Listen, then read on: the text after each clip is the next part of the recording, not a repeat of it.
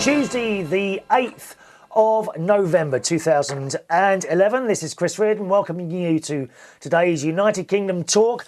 Emails today, boys and girls. We're falling behind with the emails. Can I just ask you, those of you that watch or listen to the show regular will notice now it comes to you a little bit later than it used to do. Have you even noticed this?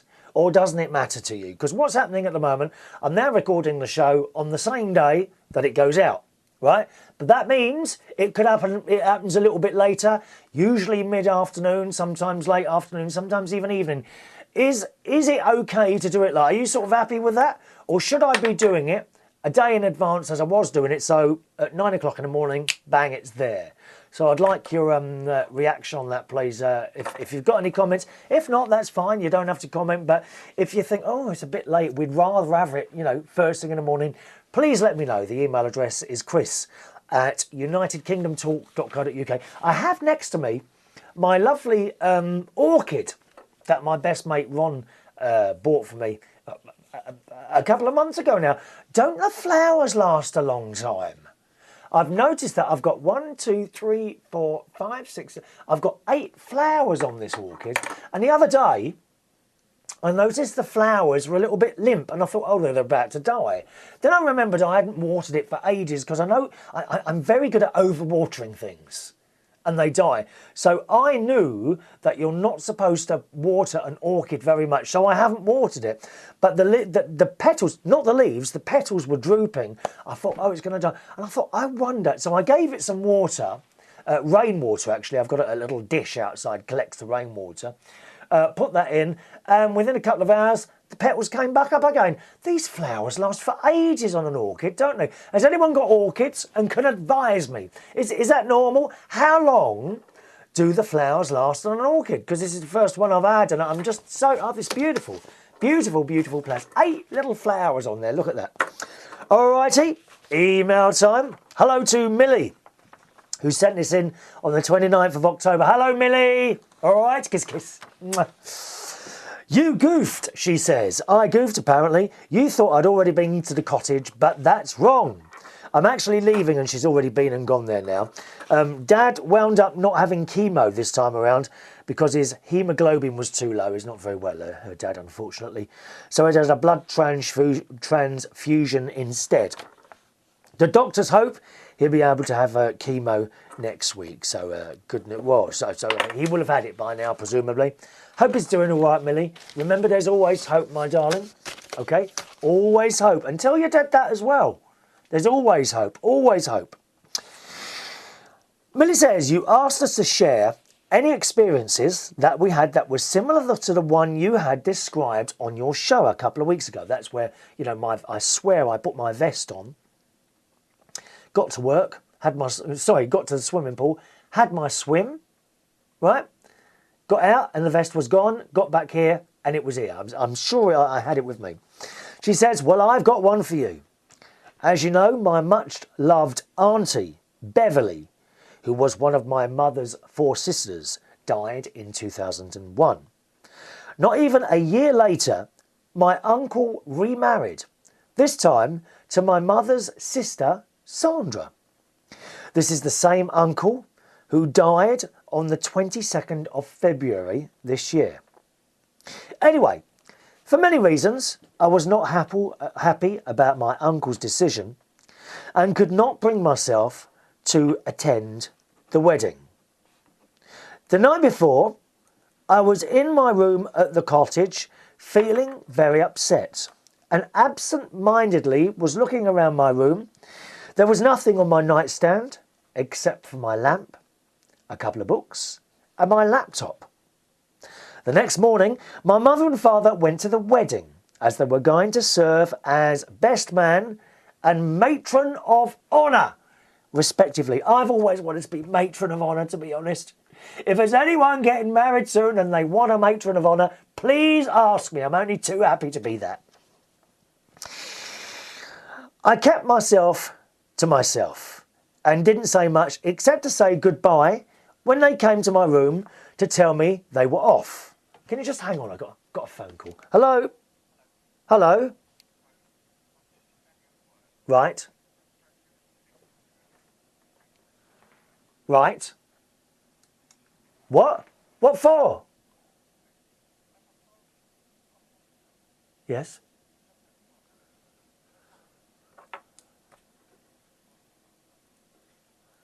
Yes.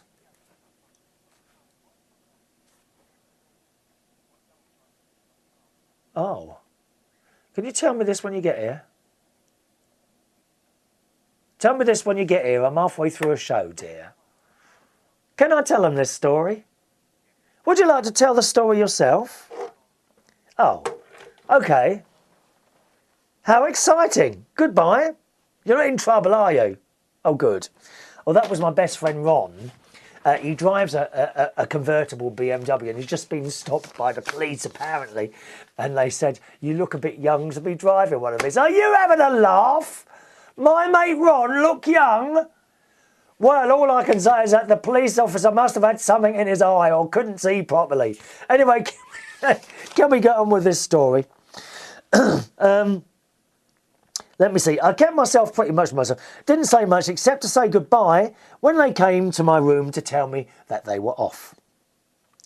About 15 minutes after my parents left, I happened to look over at my nightstand, and there was a piece of what looked like to be a newspaper on it.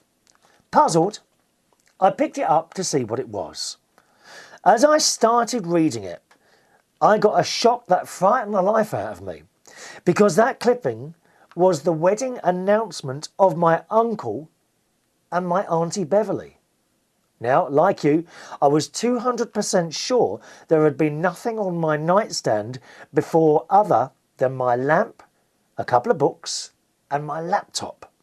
Needless to say, I was rather shaken up for the rest of the day. I still, to this day, don't know for sure what message I was being sent. I still wonder more about it even now, and that's from Millie in Minnesota. Well, that's a good one, Millie. That's the sort of thing we're talking about. Okay, things that are unexplained.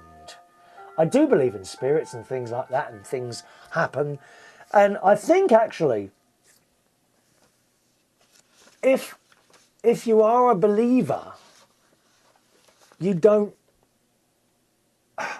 The spirits have got nothing to prove to you if you already believe. So you don't see things. You rarely see things happen. I find it's people that don't believe that have things happen. They always need proof, don't they? Why do you need proof of everything all the time? I mean, I've seen things over the years that I've told over the years that I've been doing this show. Anyone else got a story like that? Send it in, Chris at unitedkingdomtalk.co.uk. There was one thing there, Millie, you were saying that, you know, your uncle's married the other sister. I think, say, for example, your parents, and one of them dies, right? Either the mum or the dad, right? Okay. This I thought about when my dad died. I thought, what would it be like if mum found someone else? How would I feel about that? And it actually didn't take a lot of thought from my part. My mum loved my dad. My dad loved my mum. I never once heard them arguing or swearing or anything like that. They got married at a young age and were together for many, many years before my dad died. They never separated, no divorces, nothing like that. They were always together. But when my dad died, my mum became incredibly lonely. I know now how lonely she was.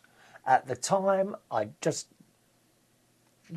you don't realise how lonely someone can be. At the moment, my mum's sister, who is still alive, she's the last one of three, her husband died last year, my uncle, and she is incredibly lonely. Not only that, she lives in a place that you hardly ever see anyone. A beautiful little bungalow in a quiet road in the countryside. She never sees anyone. And so incredibly lonely.